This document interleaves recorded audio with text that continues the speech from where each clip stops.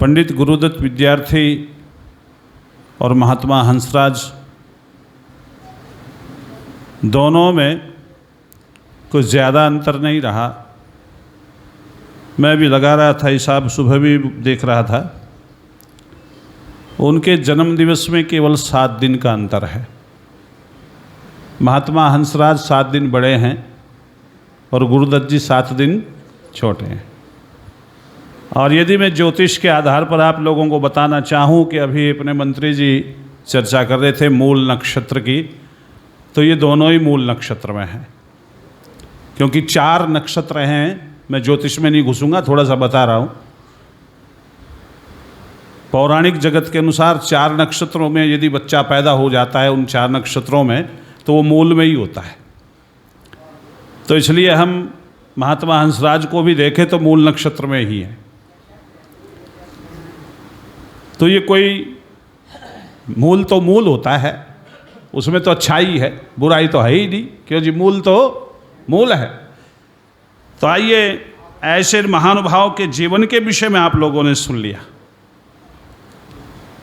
और दोनों कैसे थे ये आप लोग जानते हैं। जब जीवन परिचय पढ़ेंगे तो दोनों आर्य समाज से जुड़े हुए नहीं थे, क्यों जी, आर्य समाज से बाहर थे, दूर थे बहुत। और जब ये आर्य समाज में आए तो कैसे चमके, जरा 4 लाइन दे रहा हूं आपको, बस पता नहीं आपकी समझ में आएगी नहीं आएगी, ताजी नई बिल्कुल आपको जो सौंप रहा। जो लोग शतरंज खेलते होंगे या खेल देखा होगा, शतरंज को जानते होंगे, उन्हें पता होना चाहिए कि एक उसमें प्यादा होता है, सिपाही। और प्यादा यदि आखिर तक चाल में कामयाब हो जाता है तो वो वजीर बन जाता है। याद रखना, क्या बन जाता है? वजीर हो जाता है। यदि वो पूरा हो जाता है, कहीं मार नहीं खाता, बीच में मरता नहीं है, तो पूरी जगह कवर कर लेता है, तो वो प्यादा से वजीर बन जाता है। तो मैंने 4 लाइनें पेश की, आप लोगों के सामने कर रहा हूं। हम प्यादे थे, वजीरों में गिने गए। हम प्यादे थे, वजीरों में गिने गए। फकीर थे, लेकिन फिर भी अमीरों में गिने गए। तेरी सोबत, अभी पूरा नहीं हुआ, अंत में तालियां बजाना आनंद आएगा। अंत की लाइन जो है वो मैंने बड़ा सोच समझ करके लिखी है। हम प्यादे थे, वजीरों में गिने गए। फकीर थे, फिर भी अमीरों में गिने गए। तेरी सोबत क्या मिली दयानंद ऋषि, हम तो कांच के टुकड़े थे, हीरो में गिने गए।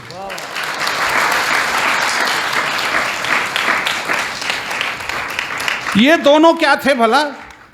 आज इस बात से पहले यदि इनका जीवन देखें, आनंद जी कांच के ही टुकड़े थे, लेकिन बाद में कैसे निखरे, जैसे एक हीरा निखर करके बाहर आता है, इस प्रकार का जीवन इनका रहा। हीरे बनकर के सामने आए, और हीरे नहीं, हीरों से ये हीरो बन गए। हीरों से थोड़ी बिंदी की फर्क है, बस हल्का सा। हीरों से हीरो बन गए। और आज क्या स्थिति है हमारे सामने कि हम उनका गुणानुवाद करने बैठ गए हैं। यूँ तो पैदा दुनिया में अनेकों इंसान होते हैं, लोग उनको याद करते हैं जो महान होते हैं। इनकी महानता कैसे कैसे गुणानुवाद करें हम। अभी जो चर्चा मुझसे पूर्व की गई, मैं चाहता था वो दोनों व्यक्ति मेरे पास बैठते, थोड़ा सुन कर के जाते। शिक्षक थे, बहुत अच्छा बोल के गए प्रिंसिपल साहब। हाँ, वीडियो भिजवाना, जरूर भिजवाना कहीं ना कहीं, क्योंकि मेरा स्वभाव कुछ अलग है। और ये स्वभाव ऐसा है कि यहाँ और भी शिक्षक बैठे होंगे सभा में, और ये जो दोनों जिनके मैं नाम ले रहा हूँ, जिनको आप आज जिनका जन्मदिन मना रहे हैं, ये दोनों भी शिक्षक रहे। पंडित गुरुदत्त विद्यार्थी गवर्नमेंट कॉलेज में जो थे, अध्यापक का काम इन्होंने किया। हाँ बिल्कुल। और अपने महात्मा हंसराज तो डीएवी कॉलेज के जब तक जिए तब तक प्रधानाचार्य पद पर रहे। तो कहने का मतलब दोनों शिक्षक थे। अब दोनों शिक्षक हैं, और शिक्षकों का अधिकार कैसे होना चाहिए, शिक्षक क्या होता है, ये सुन लो जरा। मैं यही सोपाना चाहता हूँ। ये तो आप लोगों ने पढ़ लिया इनके विषय में तो खूब, और भी बीच में वार्तालाप करूंगा इनके विषय में, लेकिन याद रखना कि शिक्षक कैसा होता है ये वेद से जरा जान ली। जब बात आई तो मैं देख रहा था, मैं नोट कर रहा था उस चीज़ को, और मेरे एक अथर्ववेद का एक मंत्र याद आया उस समय। क्या मंत्र है? आचार्यो ब्रह्मचारी, ब्रह्मचारी प्रजापति, प्रजापति विराट, विराड़ो इंद्र अभुवत वशी। बहुत सुंदर मंत्र है, ध्यान से सुनना। यहां शिक्षक बैठा है तो खोल करके कान सुनना।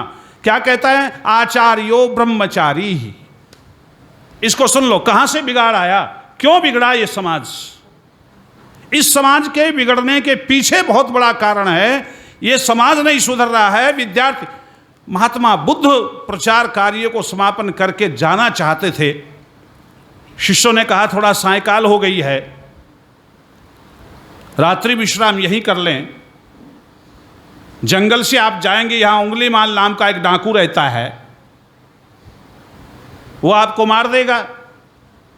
उंगलीमाल उसका बाद में नाम पड़ा, पहले कुछ और नाम उसका रहा, और वो कुछ समय महात्मा बुद्ध के पास पढ़ा। ध्यान से सुनना आप लोग, महात्मा बुद्ध के पास पढ़ा वो व्यक्ति पहले, लेकिन जब उंगलीमाल का नाम सुना तो महात्मा बुद्ध कहते हैं, अरे शायद प्रसेनजीत नाम था, मैं यदि कहीं गलती ना कर रहा हूं, कोई इतिहासकार बैठा हो तो प्रसेनजीत कि ये तो वो विद्यार्थी है कि हाँ, कि ये क्या करता है कि लोगों को कत्ल करता है, उसकी उंगलियां काटता है और माला बना करके पहन लेता है, उंगलीमाल नाम पड़ गया इसका, और आप जाएंगे तो आपके साथ भी यही होगा। तो महात्मा बुद्ध कहते हैं नहीं, मुझे जाना होगा, जाना पड़ेगा मुझे, ये शिष्य रहा है, मुझे जाना पड़ेगा। कहते हैं वो चले गए, लोगों ने बहुत रोका, रुके नहीं, जंगल में गए तो उंगलीमाल ने आवाज दी, ठहरो। महात्मा बुद्ध कहते हैं मैं तो ठहर गया, तू कब ठहरेगा। जरा सुनो शिक्षक क्या होता है। महात्मा बुद्ध क्या कहते हैं, मैं तो ठहर गया, तू कब ठहरेगा। अरे निकट आया, देखा गुरुवर आप कि मेरे पढ़ाने में, शिक्षा देने में कोई गलती रह गई है, खामी रह गई है। उंगलीमाल आगे बढ़ और मेरे जैसे शिक्षक को समाप्त कर दे जो तेरे जैसे शिष्य पैदा कर रहा है। कहीं मेरे पढ़ाने में गलती रह गई, मेरे शिक्षा देने में गलती रह गई, जो इतना बदल गया है तो लोगों का कत्ल कर रहा है। उंगलीमाल को बदलते देर नहीं लगी। दुनिया के लोगों, यदि कोई आधार है समाज का तो शिक्षक है, याद रखना। आधार कौन है? शिक्षक है। शिक्षक समाज को बनाता है, शिक्षक समाज को मिटाता है। पढ़ो चाणक्य को, पढ़ करके देखो एक बार, तुम्हारे दिमाग में घूम जाएगी वो बात कि इस राष्ट्र को एक करने में किसने अपना योगदान दिया। वो भी तो शिक्षक ही था, वो भी शिक्षक था। वो कहता है उत्थान और पतन शिक्षक की गोद में खेलता है। याद रखना, देश का, राष्ट्र का उत्थान और पतन, समाज का उत्थान और पतन, चरित्र का उत्थान और पतन, नैतिकता का उत्थान और पतन किसकी गोद में खेलता है? शिक्षक की गोद में खेलता है। मैं बड़े मार्के की बात बता रहा हूं आपको कि दुनिया में राष्ट्रपति बनना किसी देश का कोई महत्व नहीं रखता जितना कि शिक्षक बनना महत्व रखता है। कारण है इसके पीछे कि एक शिक्षक हजारों राष्ट्रपति पैदा कर सकता है, लेकिन एक राष्ट्रपति एक शिक्षक को पैदा नहीं कर सकता। शिक्षक मूलभूत है समाज में। शिक्षक ये क्या सोचा था महात्मा हंसराज, जिनको आज हम जीवन परिचय जानना चाह रहे हैं, क्या विचार किया? उसने सोचा यदि मैं प्राचीन पद्धति को लागू करूं तो हो सकता है लोगों का प्रवेश ना हो, लेकिन उन्होंने कहा कि मिश्रण करो, आधुनिक और प्राचीन दोनों का मिश्रण करो। एक विद्यालय खोल दिया, डीएवी कॉलेज, सरदार भगत सिंह उसी कॉलेज की देन है। और भी अनेकों लोग निकले वहां से जिनको अब जान नहीं पाए, जो आगे आगे उनको जान लिया। ये सारी किसके काम? एक छोटी सी कथा और सुन लीजिए, आपको पता लगेगा शिक्षक का महत्व क्या होता है। सिकंदर के गुरु कौन थे बच्चों, जानते हो? अरस्तु। क्या नाम था? अरस्तु। ध्यान देना, जनरल नॉलेज की बातें हैं। सिकंदर के गुरु थे अरस्तु। कहते एक नियम है कि अपनों से बड़ों के पीछे चलो। क्या नियम है? अपने से बड़ों के पीछे चलो, आगे नहीं चलना है। तो दोनों घोड़ों पर सवार थे, सिकंदर भी और अरस्तु भी। अरस्तु आगे आगे थे घोड़े पर, सिकंदर पीछे पीछे थे। नदी आई, नदी का बहाव थोड़ा तेज था, सिकंदर ने एड़ लगाई, घोड़ा आगे डाल दिया। अरस्तु को क्रोध आया लेकिन कुछ कहा नहीं। पार हुए और पार होकर के सिकंदर से कहने लगे, सिकंदर आज तूने नियम का उल्लंघन किया है। उसने कहा, गुरुजी कैसा उल्लंघन? कि तुम्हें पता है गुरु के आगे नहीं आया जाता, और तुमने घोड़ा मेरे से पहले डाल दिया, तुम मेरे आगे आ गए। सिकंदर नम्रीभूत हो गया, झुक गया गुरु के चरणों में और कहता है, गुरुवर मेरा उद्देश्य आपका अपमान करना नहीं था। फिर क्या था? अरस्तु ने पूछा, फिर क्या था? उसने कहा, ये सिकंदर बहुत छोटा है, मैं चाहता था, नदी का बहाव तेज था, यदि अरस्तु डूब जाता तो सिकंदर की हिम्मत नहीं थी कि अरस्तु को पैदा कर सके, लेकिन सिकंदर यदि डूब जाता तो अरस्तु सिकंदर पैदा कर सकता था। यह एक शिक्षक का महत्व होता है, यह एक शिक्षक बनता है। इसलिए वेद कहता है आचार्यो ब्रह्मचारी ही। आचार्य को कैसा होना चाहिए कि वो ब्रह्मचार्य का व्रत धारण करे, ब्रह्मचारी बने आचार्य। लेकिन आज क्या स्थिति है? आज आप लोग देख रहे हैं शिक्षक का स्तर कितना गिर गया है। शिक्षक जन्मजात होता है, शिक्षक विचारों से बनता है, शिक्षक बनाया नहीं जाता। शिक्षक में अपने आप विचार उद्भव होते हैं, पैदा होते हैं। शिक्षक को कोई बनाता नहीं, बना बनाया आता है शिक्षक। आज क्या स्थिति है? यदि कहीं नौकरी नहीं मिल रही है तो कुछ पैसों में कहीं पढ़ा ले, नौकरी मिल जाएगी, छोड़ के चला जाएगा। स्थिति बहुत विपरीत है शिक्षक की।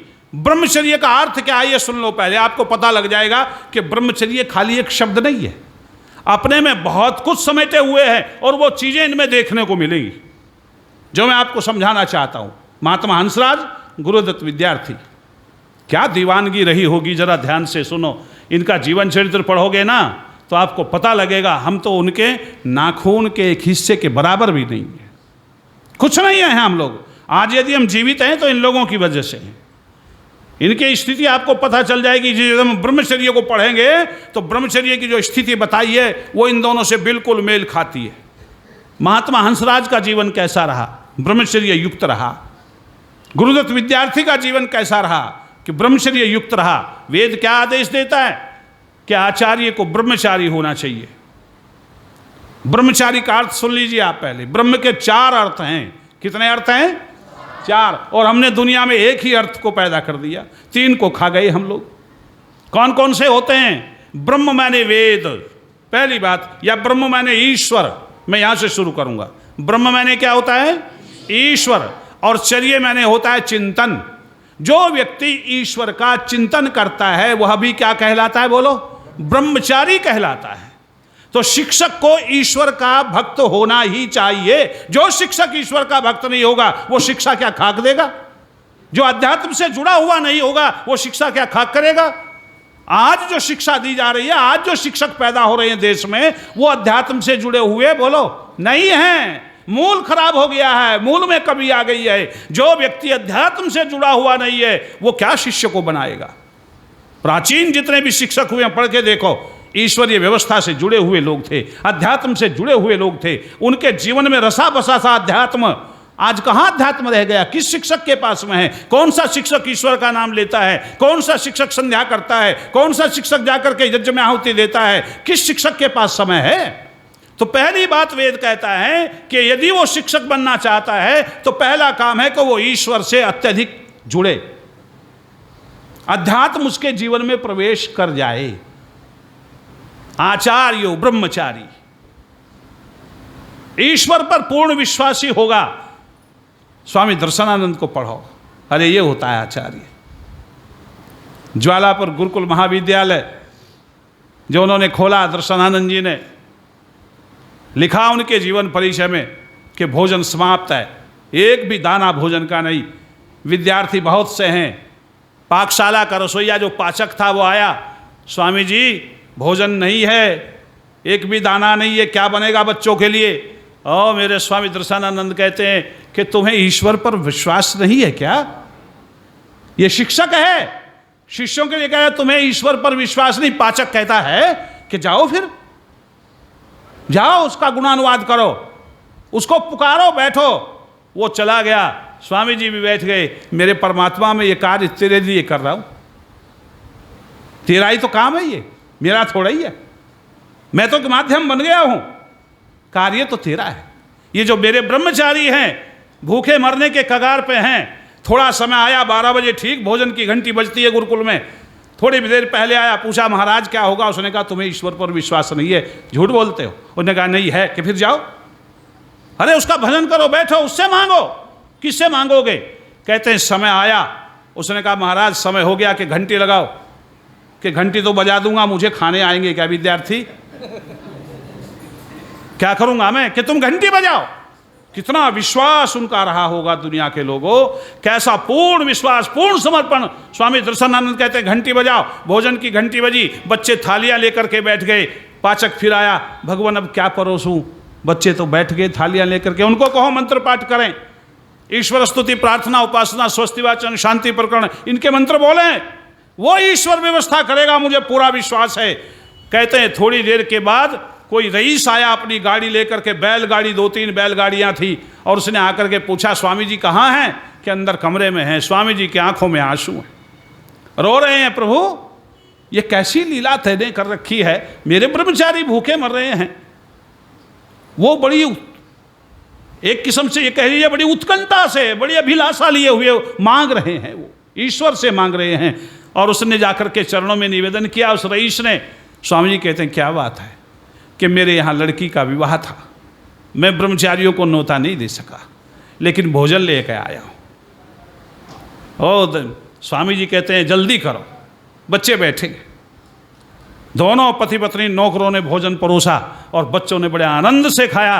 पाचक कहता अब का प्रबंध हो गया, कल फिर रात्रि का। उसने कहा जिसने अब प्रबंध किया वो रात्रि में भी प्रबंध करेगा। ये होता है शिक्षक। जब तक ईश्वर पर विश्वास नहीं है तब तक शिक्षक भी शिक्षक नहीं है, उसमें अध्यात्म नहीं है। तो पहली बात वेद कहता है आचार्यो ब्रह्मचारी, उसे ईश्वर का भक्त होना ही चाहिए। मैंने पहले भी सुनाई होगी, छोटी सी बात इससे मिलती जुलती आ गई है इसलिए सुना रहा हूं, आज को सुन ली होगी आपने, उससे तो तेजी में सुना रहा हूं। विश्वामित्र जा रहे हैं, सेना सहित, राजा थे उस समय, महर्षि नहीं बने थे, ऋषि नहीं बने थे, कुछ नहीं थे, राजा थे। जा रहे हैं सेना लेकर के, रास्ते में महर्षि वशिष्ठ का आश्रम पड़ता था। मंत्री ने कहा महर्षि वशिष्ठ का आश्रम है, तो विश्वामित्र कहता है फिर सेना को ठहराओ, दर्शन कर ले। क्या बात है, किसी ऋषि के आश्रम के पास से गुजरे हो तो दर्शन तो कर लें। दोनों ने वस्त्र उतारे, मंत्रियों ने वस्त्र उतारे, कटी वस्त्र बांधा, धोती वगैरह बांधी, एक चादर ली, अस्त्र शस्त्र वहीं रख दिए, सेना को ठहरा दिया, नंगे पैर जाते हैं।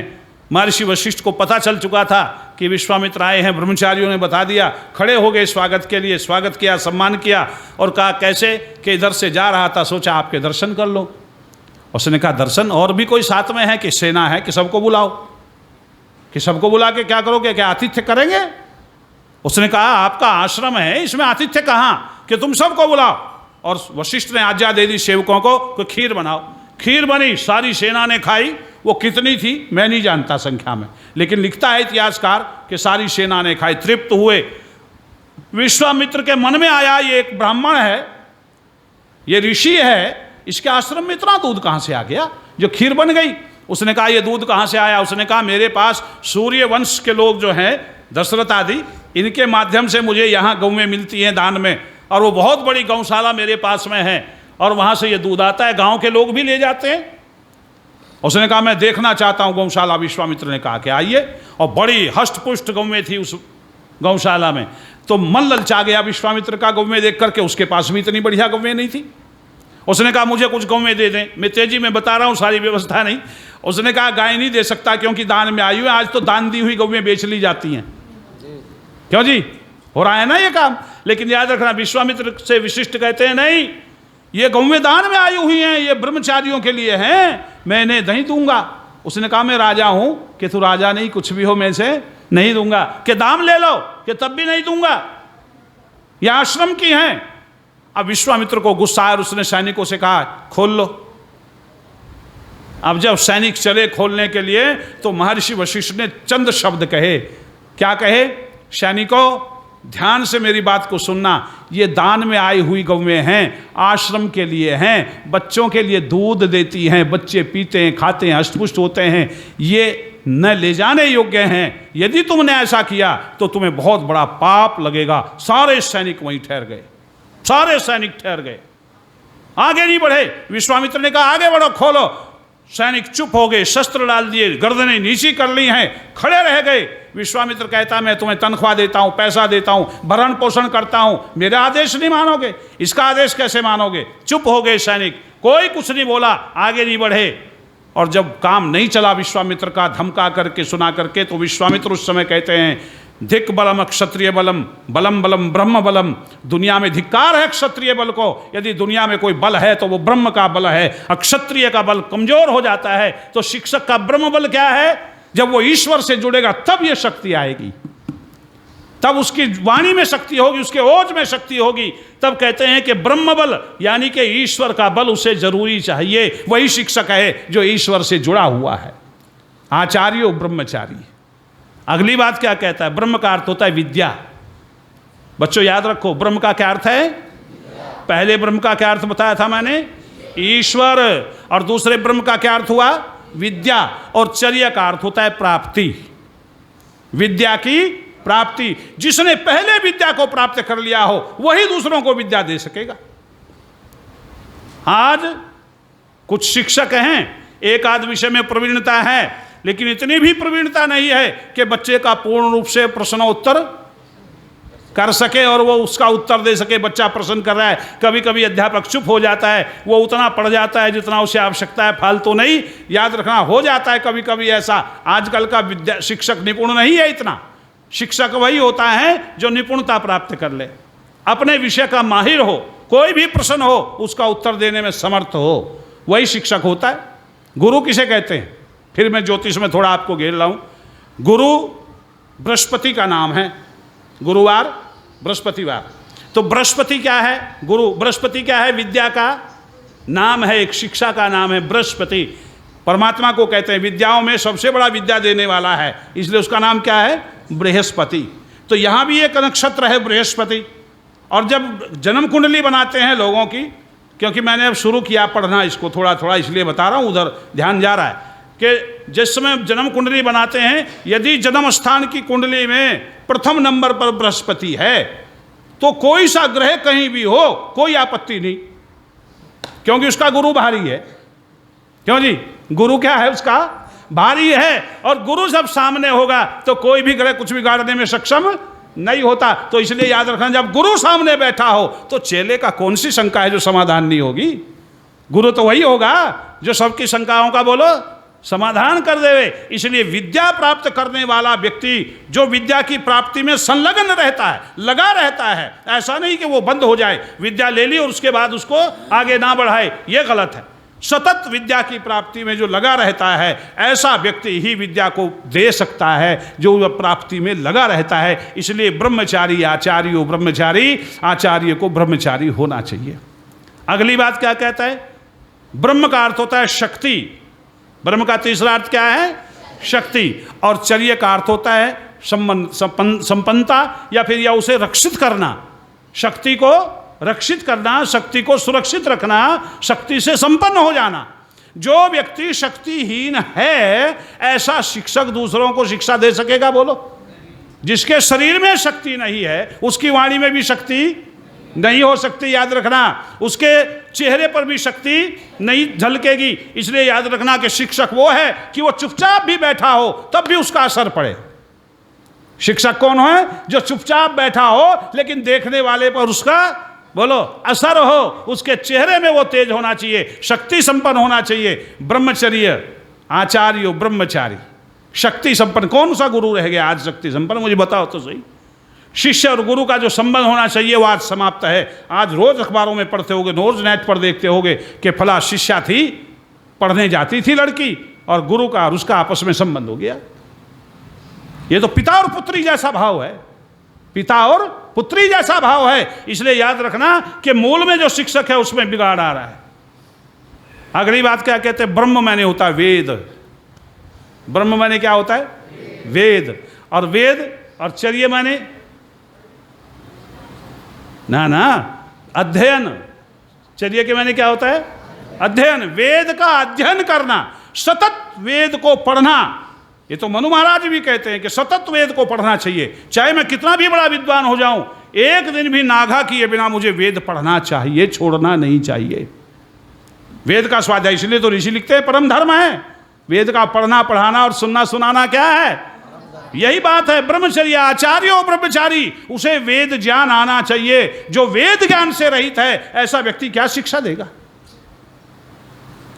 जो उनसे शिक्षक हैं, आज पता है किसी को वेद ज्ञान का? ये भी नहीं पता वेद 4 होते हैं, पूछ के देखना। वेद ज्ञान से रहित व्यक्ति क्या शिक्षा देगा? इसलिए जब शिक्षक बिगड़ता है तो दुनिया सारी बिगड़ती चली जाती है, कुछ नहीं बचेगा आपके पास में। मूल में शिक्षक है, क्योंकि वो शिक्षा कर रहा है। और इसमें एक बात ध्यान रखना कि खाली स्कूल का शिक्षक शिक्षक नहीं होता, माता भी शिक्षक होती है, वो भी इन गुणों से भरपूर होनी चाहिए। पिता भी शिक्षक होता है, वो भी इन गुणों से बोलो भरपूर होना चाहिए। आचार्यो ब्रह्मचारी, लेकिन इसके आगे जो शब्द है वो भी कमाल का है। वो कहता है आचार्यो ब्रह्मचारी, ब्रह्मचारी प्रजापति ही।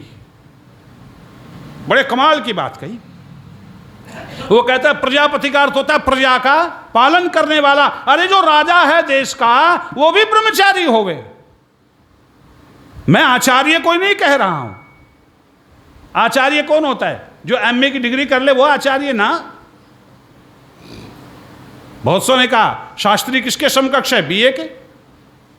आचार्य किसके समकक्ष है? एमए के। क्या ये डिग्री है? हाँ डिग्री है, उपाधि है, लेकिन कैसी है? आचारम गृह्यति थी आचार्य, जो सदाचार को ग्रहण कर ले वो आचार्य। सदाचरण को ग्रहण करने वाला क्या होता है? बोलो आचार्य होता है। और ऐसा व्यक्ति जो सदाचारी है, फिर कहते हैं आचार्य ब्रह्मचारी, ब्रह्मचारी प्रजापति। ऐसा ब्रह्मचारी जो इन गुणों से भरपूर हो वही राजा कहलाने के भी योग्य है, वही राजा बनने के भी योग्य है। यदि इन गुणों से रहित है राजा तो वो राजा नहीं हो सकता। ये गुण कौन देगा बोलो? भाई जिसमें ये गुण होंगे वही तो गुण देगा। जब आचार्य में ये गुण नहीं है तो वो राजा बना देगा। चाणक्य में यदि गुण ना होते तो सिकंदर इसको चंद्रगुप्त को पैदा कर देता? बोलो नहीं कर सकता था। इसलिए ध्यान रखना कि चंद्रगुप्त को और नंद का विनाश करने के लिए, एक राजा को धराशायी करने के लिए शिक्षक की क्षमता तो देखिए आप। राजा नहीं था वो, उसके साथ सेना नहीं थी, लेकिन क्या थी? उसका चरित्र था, उसका आचार था, उसका व्यवहार था, वेद पर विश्वास था, ईश्वर पर विश्वास था, शक्ति संपन्न था। क्या बात नहीं थी? साधक था। क्या कमी थी उसमें? चंद्रगुप्त को बनाया उसने, धराशायी कर दिया एक राजा को, जो ये कहा जाता था कि इसके सामने सब घुटने टेकते हैं। किसने किया ये काम? शिक्षक ने। शिक्षक ही राजा का निर्माता होता है। इसलिए बाद में रखा वेद ने, पहले कहा आचार्यो ब्रह्मचारी, ब्रह्मचारी प्रजापति। जो आचार्य के द्वारा ब्रह्मचारी निर्मित होता है, निर्माण होकर के आगे चलता है, वही क्या बने? वो राजा बने। वही राजा बनने की क्षमता रखता है। और वो राजा कैसा हो? कहते हैं राजा विराट, प्रजापति विराट।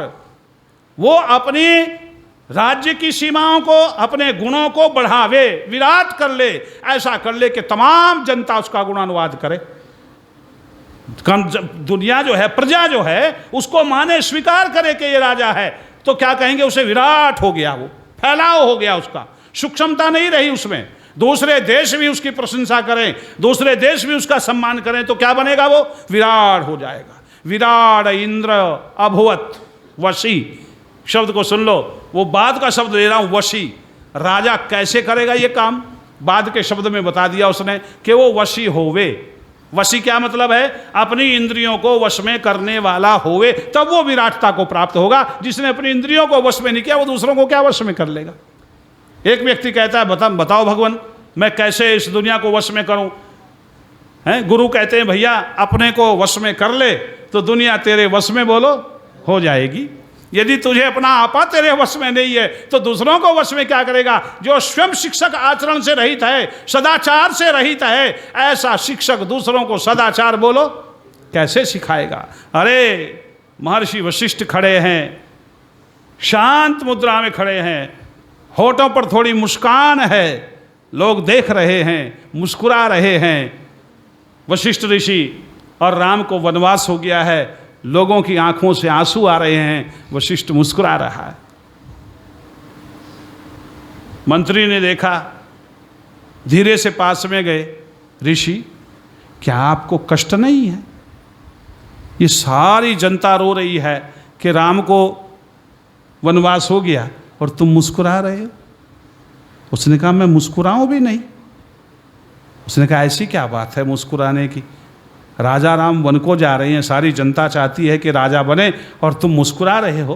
उसने कहा मेरे मुस्कुराने के पीछे मेरी शिक्षा छिपी है, और मुझे जो आनंद आ रहा है आज, वह आनंद दुनिया में किसी को प्राप्त नहीं हो रहा है।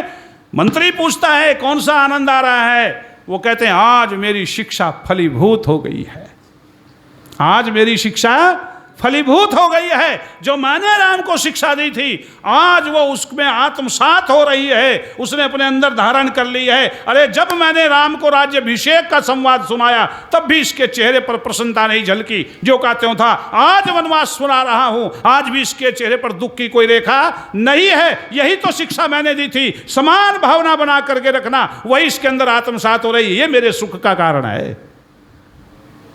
ये बनाता है आचार्य, बनाता है।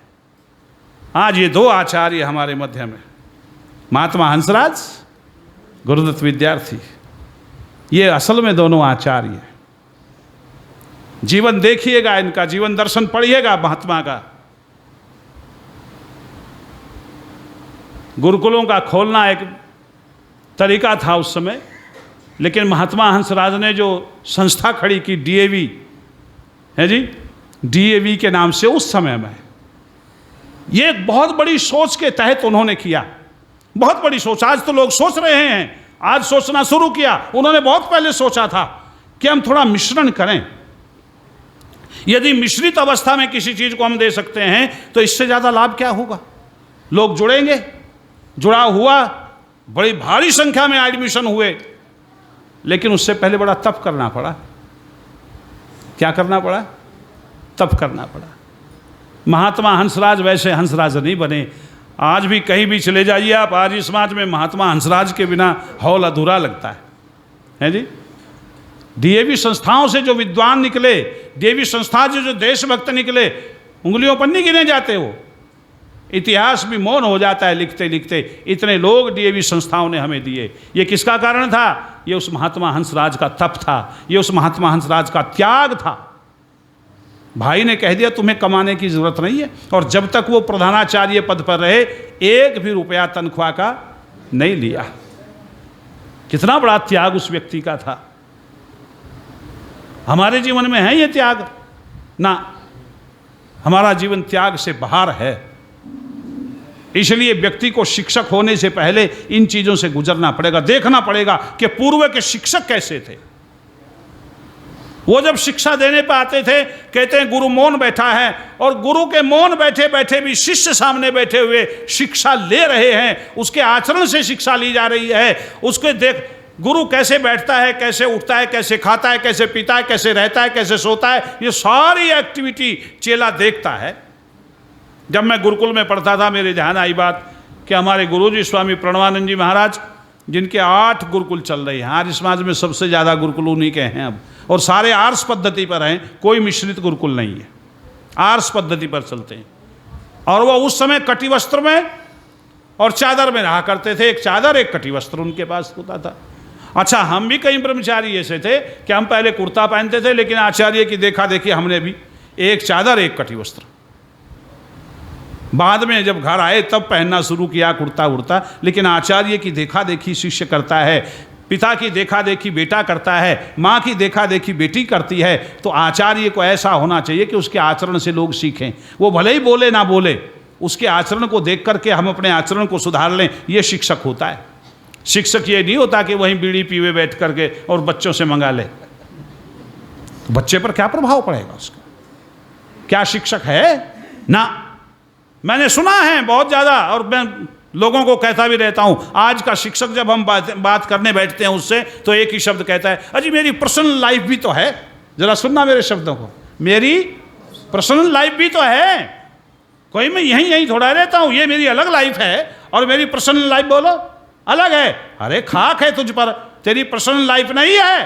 तेरा दूसरों के लिए जीवन है, अपने लिए तेरा जीवन नहीं है। यदि अपने लिए तेरा जीवन होता तो शिक्षक ना बनता।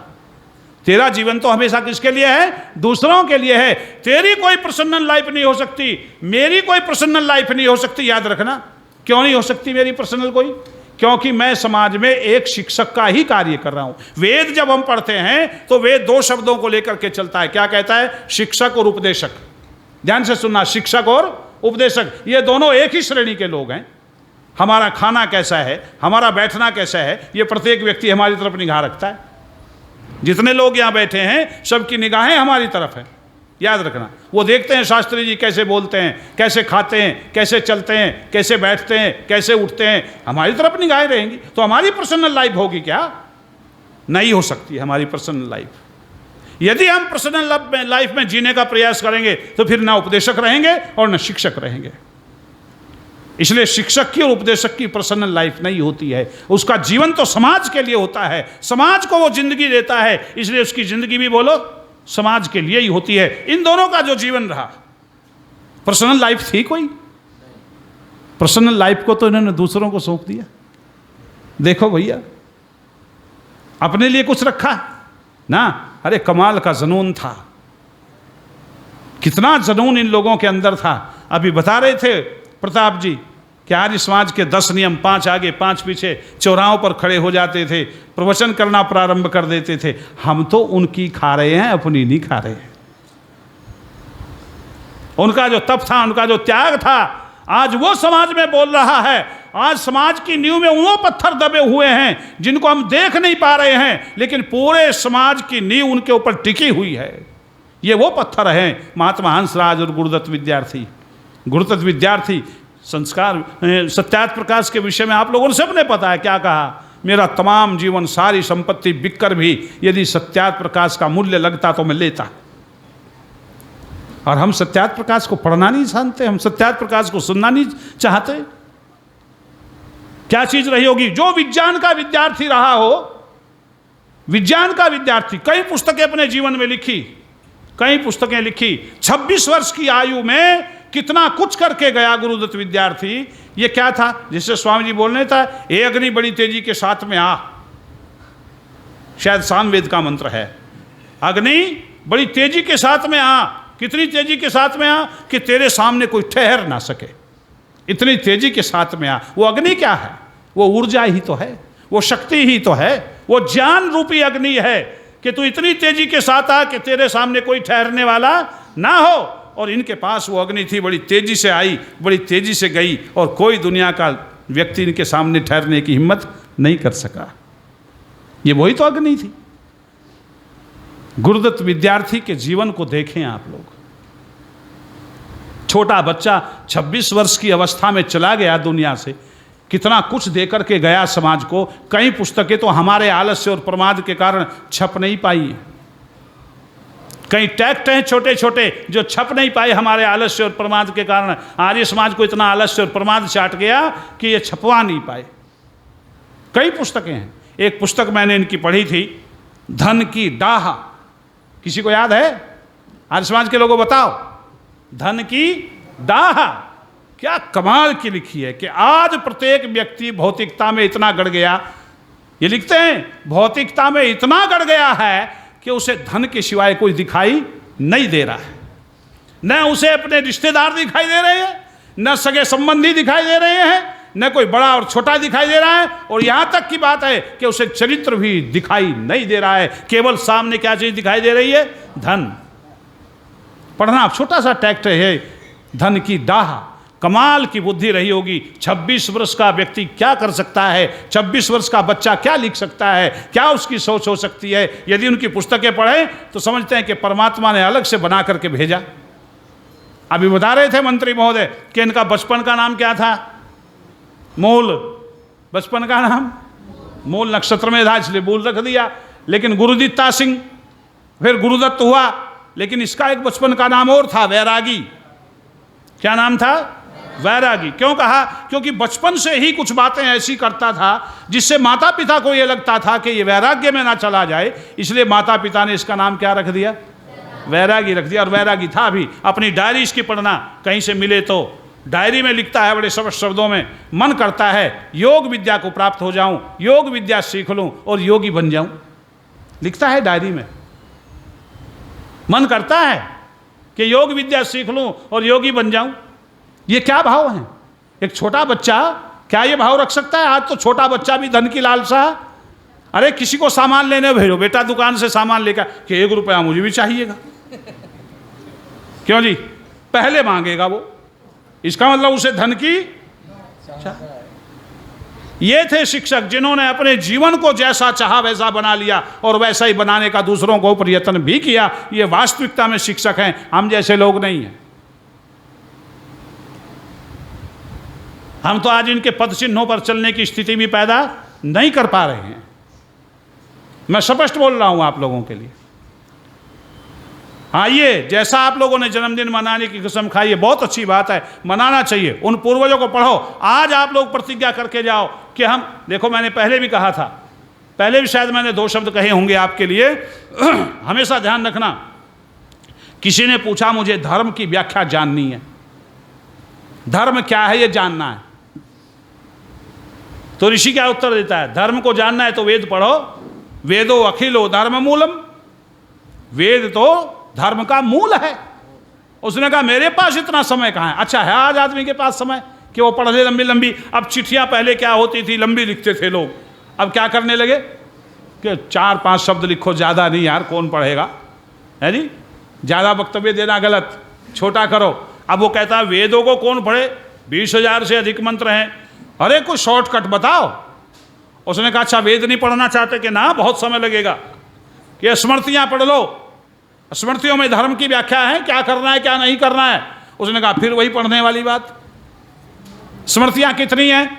22 तो मेरे पास रखी हैं, 22 और 100 से ऊपर हैं स्मृतियाँ, याद रखना। वो कहते हैं कि नहीं ये पढ़ने वाली बात नहीं, मैं नहीं पढ़ूंगा, कोई और शॉर्टकट रास्ता बताओ। उसने कहा फिर एक काम करो कि क्या, कि अपने महापुरुषों का, अपने पूर्वजों का जीवन परिचय पढ़ो, तुम्हें पता लगेगा जिस रास्ते से वो गए हैं वही धर्म है। अच्छा, उसमें रुचि भी बनती है, जब किसी का जीवन परिचय पढ़ेंगे तो रुचि बनेगी नहीं बनेगी? तो इसलिए मैं आज आपको कह रहा हूँ, समय होता जा रहा है, मैं तो अभी भूमिका बनाने में ही लगा रहा है जी, लेकिन क्या करूँ, फिर कभी आप लोगों के बीच में अपनी बात रखूंगा, समय का अतिक्रमण नहीं करूंगा। बस मैं एक निवेदन करके आपको जा रहा हूँ, आप कुछ मत पढ़ो, आप कुछ नहीं पढ़ना। महर्षि दयानंद, गुरुदत्त विद्यार्थी, महात्मा हंसराज, स्वामी श्रद्धानंद, पंडित लेखराम, स्वामी दर्शनानंद आदि आदि जितने भी हमारे महापुरुष हुए हैं, उन लोगों के जीवन परिचय को पढ़ने की आदत डालो आप लोग। मेरे पास जब मेरे शिष्य हैं, अब मेरे से सीख रहे हैं विवेक जी, अब गुरुकुल कांगड़ी में वो भी फार्मा कर रहे हैं, अभी क्लासें चल गई हैं ना, पहले ऑनलाइन थी अब ऑफलाइन हो गई हैं, तो वो पढ़ने चला गया। कभी कभी वो कहता है गुरुजी स्वामी जी का जीवन परिचय सुनाओ, और जब मैं सुनाने लगता हूँ तो कहीं कहीं मेरी ऐसी स्थिति हो जाती है, वाणी बंद हो जाती है, शरीर कांपने लगता है, और मैं सीधे तौर पर कह देता हूँ बेटा तो, और वो हंसता है, गुरुजी आप इतने मायूस हो जाते हो, पढ़ते रोने लगते हो। अरे जब आत्मा से पढ़ोगे तब रोना आएगा, बाहर से मत पढ़ना कभी भी। ये सोच करके पढ़ना कि मैं दयानंद के बिल्कुल सामने बैठा हूँ, मैं गुरुदत्त के बिल्कुल निकट हूँ, मैं महात्मा हंसराज के बिल्कुल समीप बैठ करके बात को सुन रहा हूँ। जिस दिन तुम्हें ये भावना तुम्हारे अंदर पैदा हो गई, तब पता लगेगा कि पढ़ना किसको कहते हैं। और यदि तुमने प्रवचन सुनने की ज़्यादा आवश्यकता नहीं है, महापुरुषों के जीवन परिचय को पढ़ो, बहुत बदलाव आ जाएगा आप लोगों में। ये धर्म की व्याख्या बता रहा हूं। धर्म को जानना चाहते हो, अधर्म को जानना चाहते हो, तो महापुरुषों का जीवन चरित्र ही एक हमारे पास में साधन ऐसा है जो आम व्यक्ति को भी धर्म के विषय में जना देगा, आम व्यक्ति को। तो ऐसे महान पुरुषों के जीवन के लिए हम लोग समर्पित रहें, इनसे कुछ सीख लें, अच्छा है। इनके पद चिन्हों पर ज़्यादा हम नहीं चल सकते, तो कुछ तो अनुकरण कर सकते हैं, कुछ तो चल सकते हैं, हल्का फुल्का। तुम राम नहीं बन सकते, रावण तो बन ही सकते हो। आप कहेंगे गुरुजी रावण क्यों बने? सुनो, रावण चरित्रहीन नहीं था, कितना चरित्रवान था। सीता को महल में नहीं रखा, कहाँ रखा? ये चरित्रवान की तो बात थी। और फिर भी आज़ादी ये दे दी कि तू ही मुझे अपना पति स्वीकार करेगी, नहीं तो जबरदस्ती भी बोलो हो सकती थी। आज के लोग कर देंगे इतना काम। मैं कहा करता हूँ राम नहीं तुम बन सकते, रावण से चरित्र की शिक्षा ले लो। जब तुम पढ़ो तो विचार करके पढ़ो, इस व्यक्ति में कौन सा धर्म है, क्या अधर्म है, कहाँ ये व्यक्ति गिरा, कहाँ ये उठा, और अपने आप को संभालो। आ रही हो, देखो एक बात सुनो, सफ़ेद जो चादर होती है उस पर दाग ढूंढा जाता है। आज इस समाज के पीछे लोग लगे हुए हैं कहीं इनको दाग मिल जाए। दुनिया की कोई संस्था ऐसी नहीं जो दागल ना हो, लेकिन एक संस्था आपके पास में है, वह है आज समाज। इसमें अभी तक कोई दाग नहीं। इसीलिए मेरा मतलब आप लोगों से कि ये चादर बेदाग रहे, कोई दाग ना इसमें लगे, बस अपने आप को थोड़ा बदलने का प्रयत्न करो। ये महापुरुष कहा था ना, किसी ने बहुत सुंदर कहा था कि दुनिया के आंचल में जब ये सारा जग सोता होगा, चुपके चुपके राजघाट पर तब गांधी रोता होगा। मेरे भाव दूसरे हैं, ये लोग भी रोते होंगे, उस भाव को जरा समझ लेना जब हमारे आचरण को देखते होंगे। क्यों जी? मेरे भाव दूसरे हैं, सिद्धांत के विरुद्ध हैं थोड़े से, लेकिन हम इन लोगों पर आंच ना आए। ये आत्माएं वही आत्माएं रहें, पवित्र आत्माएं रहें। अपने आप को संभालो। गुरुदत्त महात्मा हंसराज जैसे शिक्षक बनने का प्रयत्न करो। जो भाई शिक्षक बैठे हैं वो अपने आचरण को सुधारें। सही रूप में शिक्षा का उद्देश्य क्या है कि जो हम सीखें वो दूसरों को दें, हमारा जीवन भी दूसरों को कुछ सिखाए, यही शिक्षक का भाव होना चाहिए। ये दोनों शिक्षक हमारे मध्य में रहे। आज दुनिया में इनका नाम है। आप ये मत समझना कि यहाँ गुरुदत्त विद्यार्थी को नहीं जानते, लेकिन विदेश में बहुत लोग जानते हैं, क्योंकि विज्ञान की लिखी हुई पुस्तकें पढ़ाई जाती हैं। आप क्या समझ रहे हो? गुरुदत्त की लिखी हुई जो वैज्ञानिक पुस्तकें हैं, विज्ञान के आधार पर वो पढ़ाई जा रही हैं, और हम ऐसे नालायक हैं यहाँ के पूछता नहीं कोई। दूसरे लोग हमारा फायदा उठा रहे हैं, लेकिन हम नहीं जानते हैं। तो ऐसे महापुरुषों के जीवन परिचय पढ़ो। अपने घरों में जीवन परिचय होने चाहिए महापुरुषों के। छोटे छोटे टेक्स्ट भी आते हैं, वो आप लोग खरीदें लें। समय हो रहा है, मैं ज़्यादा नहीं, क्योंकि मेरा सारा समय तो दूसरे लोग पी गए। मुझे चाहिए कम से कम थोड़ा और ज़्यादा समय, तब मैं अपनी भूमिका बना करके बोलने का प्रयत्न करता हूँ। लेकिन इससे पहले और ज़्यादा, लेकिन उनका भी आना ज़रूरी था, बोलना ज़रूरी था। उनका भी धन्यवाद। और मैं तो अचानक आप लोगों के बीच में आ गया, मेरा सौभाग्य। पता नहीं मेरा इस समाज से क्या संबंध जुड़ा हुआ है। बैठे हैं सत्येंद्र जी, उंगली कर रहे हैं। भाई ये उंगली वाला मामला गड़बड़ है, हैं? वो कह रहे थे देख लेंगे हम। मैंने कहा कोई बात नहीं, वो तो दूसरों को आना था जी, लेकिन नहीं, मुझे भी आना पड़ गया। आप लोगों के दर्शन हो गए। कोरोना काल के बाद लंबा समय बीता है।